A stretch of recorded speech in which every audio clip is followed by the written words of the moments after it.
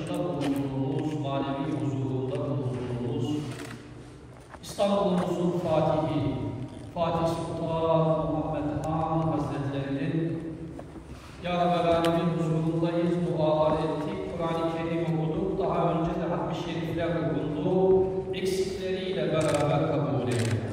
Hasıl olan vücudu metlubatı, evvelen bizzat, hulasa-i mevcuda, aşklarımızın tacı, gönüllerimizin ilacı, iki cihan serveri Peygamberimiz, Hz. Muhammed Mustafa sallallahu teala aleyhi ve sellem Efendimizin aziz, latif, mübarek, münevver, ruh tayyibelerine yiyoruz, ikram eyle.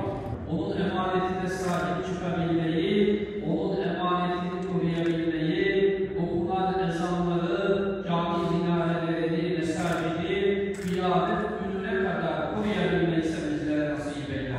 Ya Rabbi, i'lâ-i kelimetullah, vatan, bayrak, sancak, namus, ezan gibi mukaddes değerler uğruna feda-i can eyleyen bütün şehitlerimize de rahmet eyle.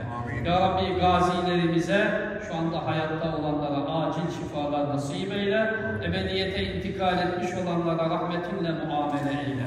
Amin. Amin. Hürmeti seyyidil murselin ve selamun alel mu'minin velhamdülillahi rabbil alemin. Hz. Muhammed Mustafa sallallahu teala aleyhi ve sellem.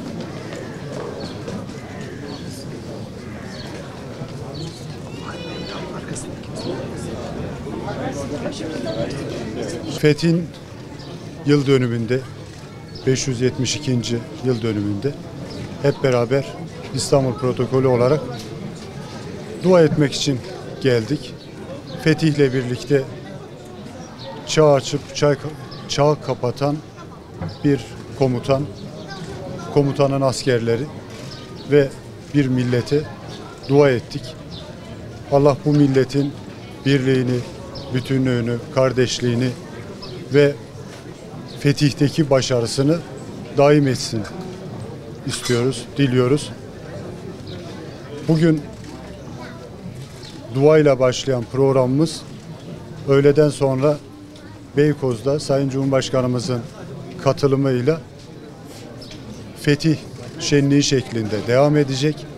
Akşamına da yine Yenikapı'da solo Türk gösterileriyle vatandaşlarımıza şimdiki Türkiye Cumhuriyeti'nin gücünü bir kez daha göstermiş, hatırlatmış oluruz.